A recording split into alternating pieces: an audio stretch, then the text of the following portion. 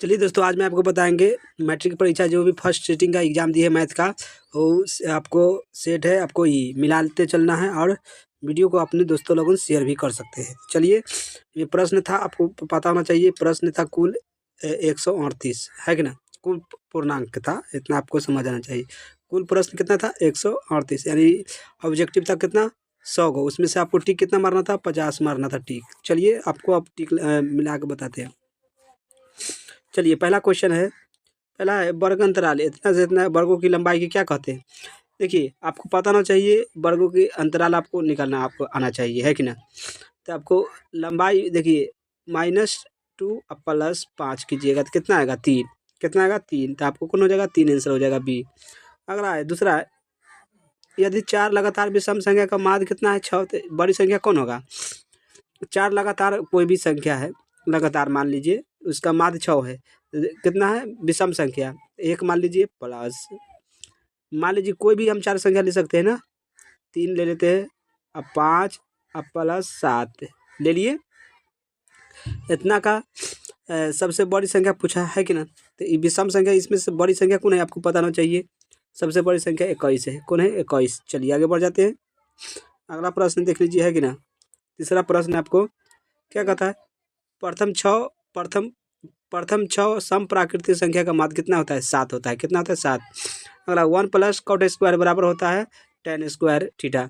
अगला है, बहुलक तो आपको पता होना चाहिए, सबसे ज़्यादा कौन है? तो आपको इनमें से ज़्यादा 5 का एगो, 2 गो और 3 गो।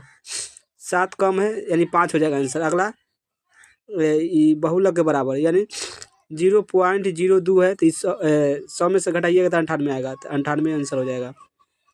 चलिए, 7वां देख लीजिए, है कि ना। 7वां प्रश्न है, 2 पैसों के एक साथ फेंका जाता है तो ऊपर आने की अंकों के अंतर में शून्य की प्रयोगता क्या होगा? शून्य। तो क्या हो जाएगा? 6/36 काटिएगा तो क्या हो जाएगा? 1/36। क्या हो जाएगा? 36, मतलब 1/6 बी हो जाएगा आंसर। अगला, 2 सिक्कों के उछालने में शीर्ष आने के दो सिक्का तो शीर्ष आएगा तो 1/2 हो जाएगा, तो आपको हो जाएगा बी ए आंसर। आगे बढ़ जाते हैं। अगला प्रश्न 9th क्या है? एक बरस में एक महीना निकाला जाता है, जून सितंबर होने की प्रायिकता क्या होता है? तो 1 महीना निकालिएगा तो 1/12 हो जाएगा, है कि ना। ये आपको पता होना चाहिए, तो आपको हो जाएगा बी। एक पासे सॉरी, जून या सितंबर होने की प्रायिकता है, तो जून 2 12 महीना का होता है तो 6 हो जाएगा, कट के हो जाएगा 1/6, तो आपको हो जाएगा सी आंसर। अगला, एक पैसे को फेंका जाता है तो 4 या 5 आने की प्रायिकता निकाल करें। 4 या 5, तो आपको हो जाएगा 2/3। अगला क्या है? अगला है साइन 90 - a, तो आपको हो जाएगा cos a। समझ इतना आता होगा। अगला प्रश्न है 12 के, a बराबर b बराबर सब बराबर 60, तो क्या हो जाएगा? तो आपको हो जाएगा 0। क्या हो जाएगा? 0। सॉरी, cos 0 बराबर होता है 1। कितना होता है? cos 0 1 1। देख लीजिएगा मिला के सूत्र से। थीटा बराबर 0, तो cos थीटा sin थीटा बराबर 1, सबके 1 हो जाएगा। 1/√2 प्लस 1/√2 बनाइएगा तो क्या हो जाएगा? इसको लघुत्तम लीजिएगा तो 2√2, ये हो जाएगा 1 + 1, यानी 1/√2 कर जाएगा। तो आपको आंसर आने वाला है, लगभग बनाइएगा तो आपको कितना आंसर आ जाएगा? 45 के 1/√2 होता है साइन थीटा का, cos थीटा का, दोनों का मान बराबर होता है। ये सब मिला जुला के मानिएगा तो एक आंसर आने वाला है बस। यदि ए बराबर 30, तो इतना का मान निकालिएगा पूरा, तो आपको आंसर आने वाला है 2 tan 30। चलिए आगे बढ़ जाते हैं। अगला प्रश्न होगा, आपको तो ये ट्रिक बताए हैं लाल काका वाला, तो 12/e हो जाएगा, तो आपको साइन थीटा का पूछा था, 12/13 हो जाएगा। अगला, इसका तो आंसर ऐसे ही देख के लीजिएगा, एक हो जाएगा, है कि ना। चलिए आगे बढ़ जाते हैं।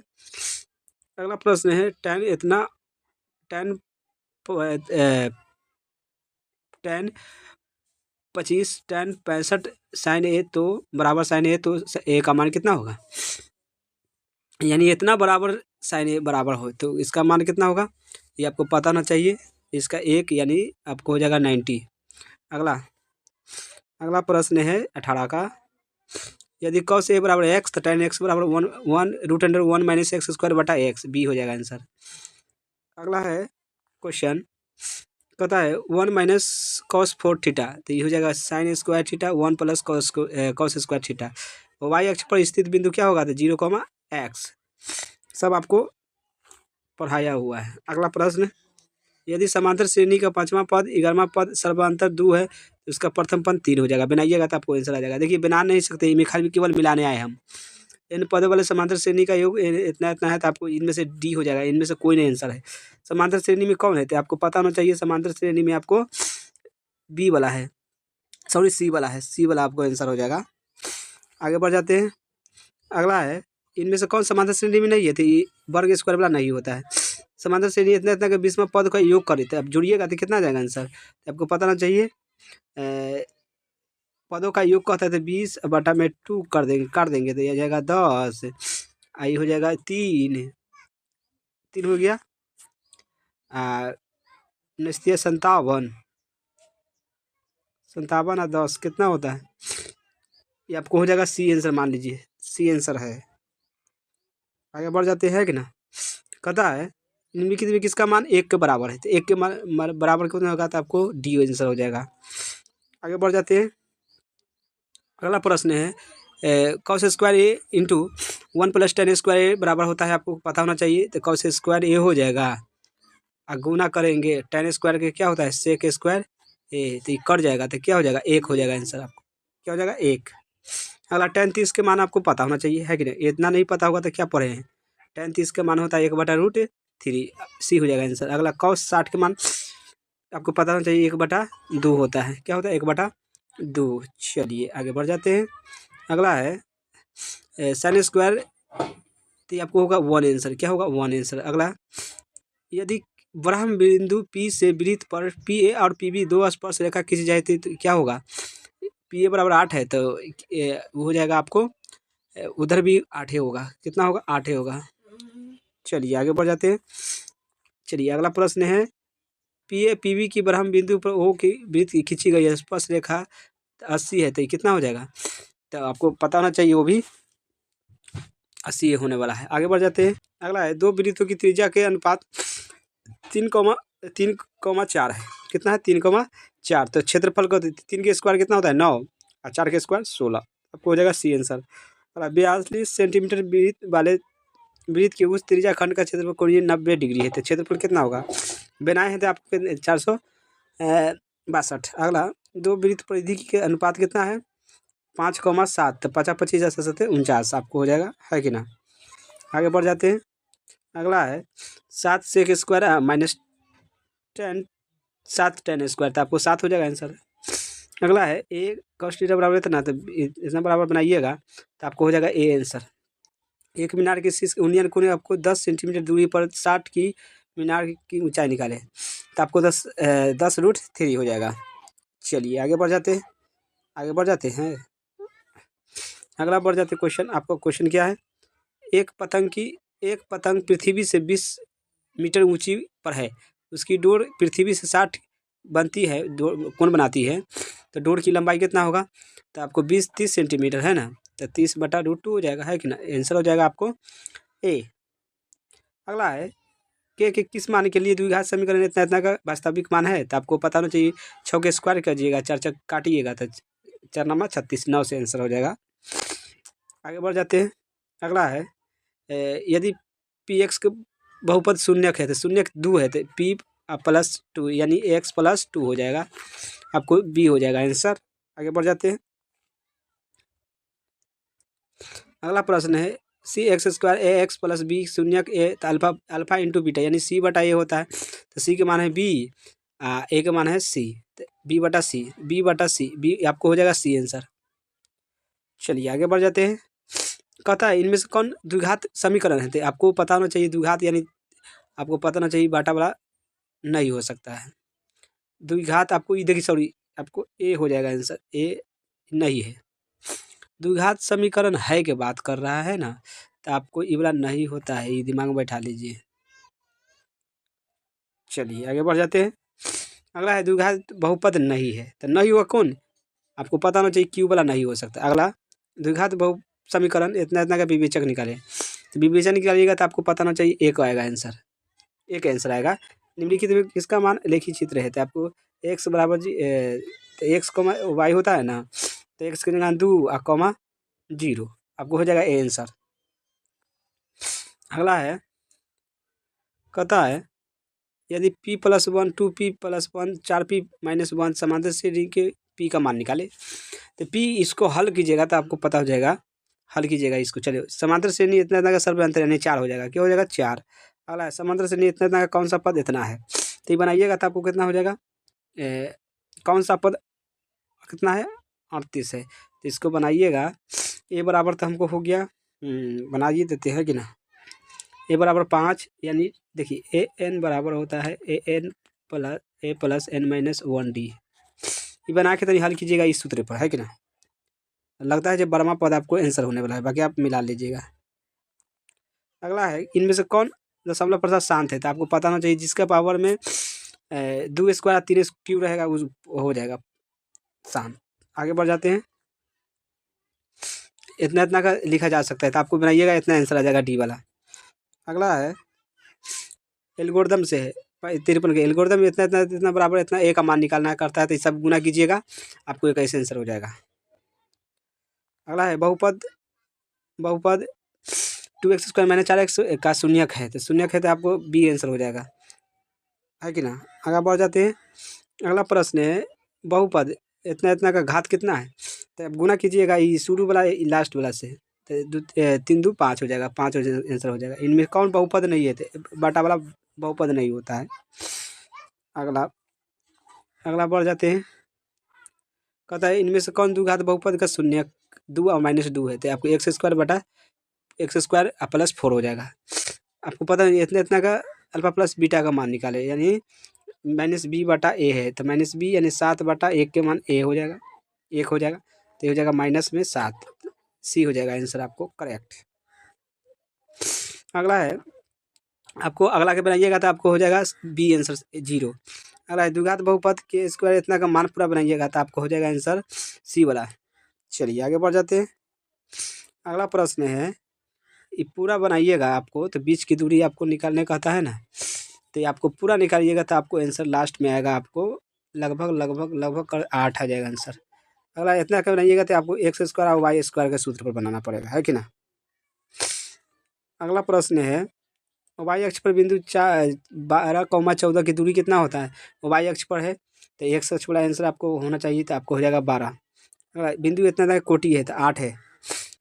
बिंदु कहता है 3, माइनस किस पद में है, तो आपको पता होना चाहिए समझ आना चाहिए। देखिए इससे करिएगा, ये प्लस होता है, क्योंकि वाई अक्ष ये एक्स अक्ष होता है, आई हो वाई डैश यानी माइनस में, आई हो माइनस में, तब क्या करा प्लस और तब माइनस, तो प्लस और तब माइनस यानी चतुर्थी होगा, कौन होगा चतुर्थी, तो आपको हो जाएगा चतुर्थी आंसर हो जाएगा। चलिए आगे, रेखाखंड ए बी मध्य 2,4 है एवं बिंदु इतना इतना इतना का बिंदु के आपको बनाइएगा तो आपको आंसर हो जाएगा 2, -2। अगला प्रश्न ले लेते हैं, अगला प्रश्न है 69 का है, यदि वृत्त के व्यास के सिरों के निर्देशांक 10, -6 और -6, 10 है, तो वृत्त की केंद्र का निर्देशांक कितना होगा, तो ये आपको बताए हैं ए वाला होगा, है कि ना। अगला, यदि किसी त्रिभुज के शीर्षों का निर्देशांक 4,6 0,4 इतना का है, तो तीनों को जोड़िएगा तो आपको पता है 6 5 4 9, 5 4 9 के 3 से काटिएगा तो 3 आ जाएगा, तो आपको हो जाएगा, और फिर 6 4 10 10 5 15 5 है, यानी आपको डी हो जाएगा आंसर, कौन हो जाएगा डी। आगे बढ़ जाते हैं, अगला प्रश्न आपको है, इतना का ABCD का क्षेत्रफल निकालिए, यानी बहुत बड़ा है, बाकी बनाइएगा आपको आंसर छोड़ देते हैं। अगला इसका आंसर हो जाएगा 1, का कि पूरा का मान कितना होता है 1। 2 समरूप त्रिभुज है, तो 10, एक हो जाएगा 100 का 10 हो जाएगा, 144 का 12 हो जाएगा, तो आपको हो जाएगा सी आंसर। आगे बढ़ जाते हैं, अगला प्रश्न है, यदि किसी वृत्त के 2 अलग अलग बिंदुओं पर प्रतिच्छेद करने वाली रेखा को क्या कहते हैं, जीवा कहते हैं। अगला 2 समरूप त्रिभुज संगत 4,9 है, तो इसको 4 × 16 9 81 हो जाएगा।